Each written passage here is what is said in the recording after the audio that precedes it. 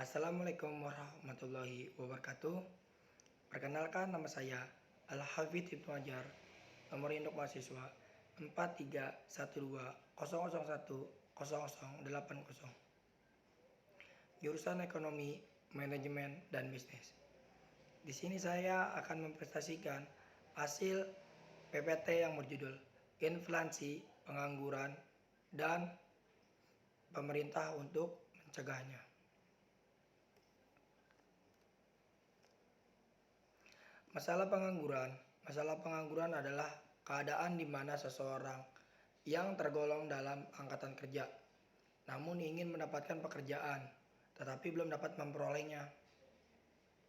Jenis pengangguran ini terdapat menjadi dua.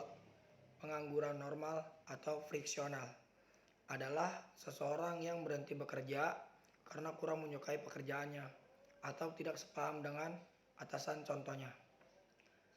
Seseorang yang sudah memiliki pekerjaan di suatu toko, namun berhenti bekerja karena tidak menyukai pekerjaannya.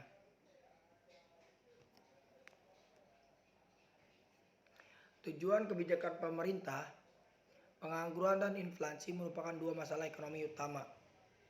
Perekonomian tidak selalu mencapai kesepakatan kerja penuh, di mana di kebanyakan negara masalah utamanya yang dihadapi adalah pengangguran, yang didasarkan pada analisis bahwa mekanisme pasar tidak mampu mengatasi masalah ini.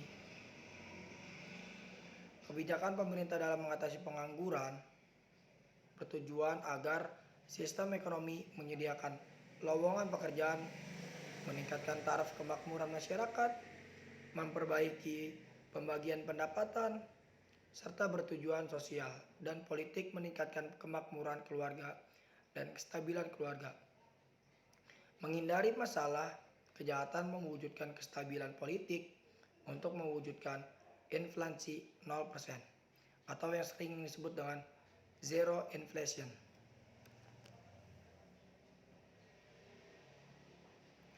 Inflasi dan merayap dan hiperlensi. Proses kenaikan harga-harga yang tingkatnya tidak melebihi 2 atau 3% dalam setahun. Contohnya negara Malaysia dan Singapura.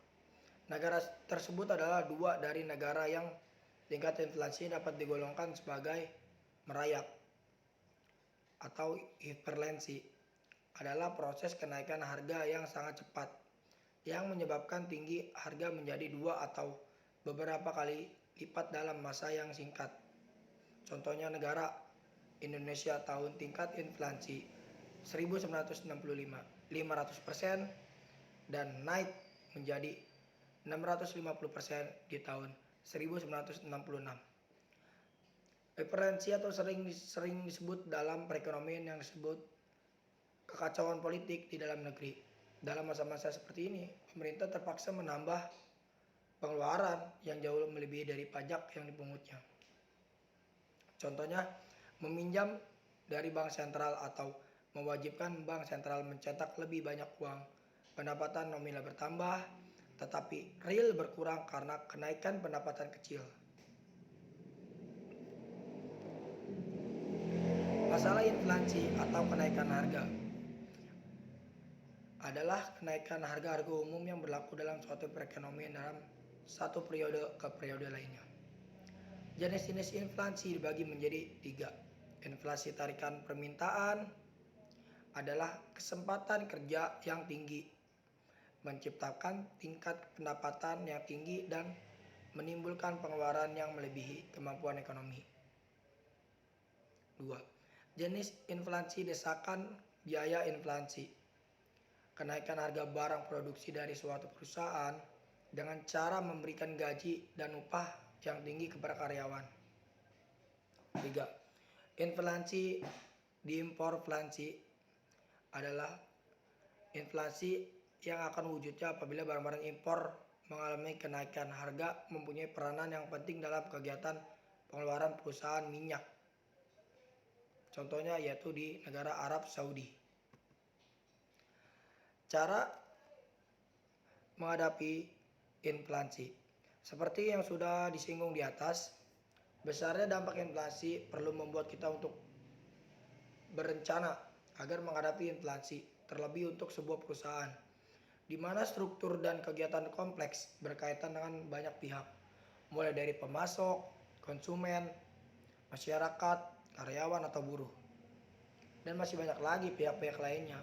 Maka perlu membuat efisiensi biaya internal, biaya operasional, serta biaya pemasaran. Ketiga biaya tersebut yang tidak relatif dan tidak diperlukan sebaiknya dikurangi. Melakukan inovasi dan variasi produk. Dengan melakukan inovasi dan variasi, maka diharapkan penjualan akan terus berjalan. Meminimalkan biaya penyimpanan atau biaya gudang.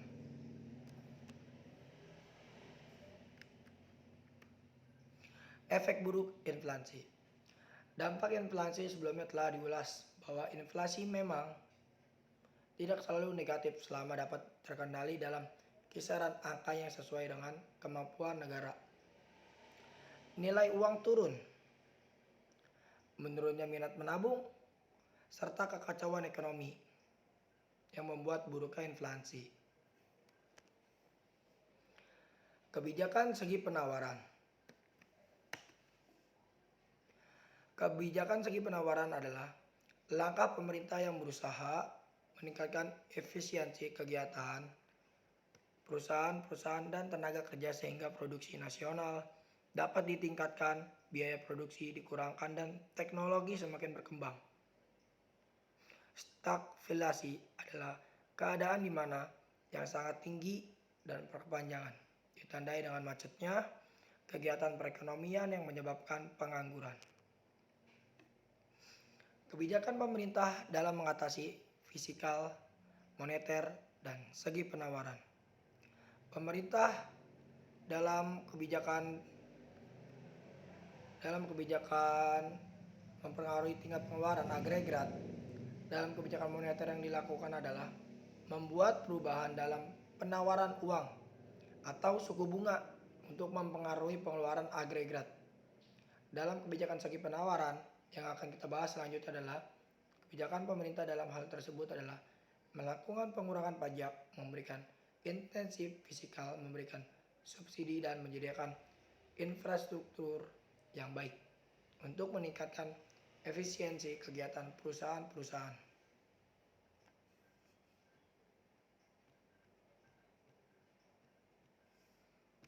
Masalah inflasi dan kebijakan pemerintah. Inflasi tergantung tingkat keparahannya, memiliki kemampuan untuk mengganggu perekonomian. Ada distribusi pendapatan yang tidak merata, dapat memengaruhi banyak sektor dan perekonomian. Mereka dibahas sebagai berikut. Efek pada berbagai kelompok ekonomi, belanja pemerintah, serta tabungan dan investasi. Jika itu terjadi, maka kurangnya pemerintah dalam penanggulangannya. Bagaimana pemerintah mengendalikan inflasi? Jika tingkat inflasi dalam perekonomian melampaui tingkat yang tidak terkendali, pemerintah harus melakukan intervensi dengan kebijakan untuk membantu menstabilkan perekonomian. Karena inflasi adalah hasil dari pengeluaran yang terlalu banyak pada perekonomian. Kebijakan dibuat untuk membatasi pertumbuhan uang. Ada 3 cara pemerintah mengendalikan inflasi, yaitu kebijakan moneter, kebijakan fiskal, dan nilai tukar uang. Jadi, kesimpulannya adalah dalam suatu perekonomian tertutup dan dalam jangka pendek, pengangguran dan inflasi merupakan masalah ekonomi yang perlu dihadapi dan diatasi. Dalam sistem pasar bebas, kedua masalah ini tidak dapat dengan sendirinya diatasi. Kebijakan pemerintah perlu dijalankan apabila salah satu kedua masalah tersebut timbul. Sesuai dengan keperluan ini dalam analisis makroekonomi, perlu diperhatikan dengan lebih baik mengenai kedua masalah tersebut dalam bentuk-bentuk kebijakan pemerintah yang digunakan untuk mengatasi kedua masalah tersebut. Sekian dari saya. Bila terjadi kata-kata yang kurang jelas, saya mohon maaf.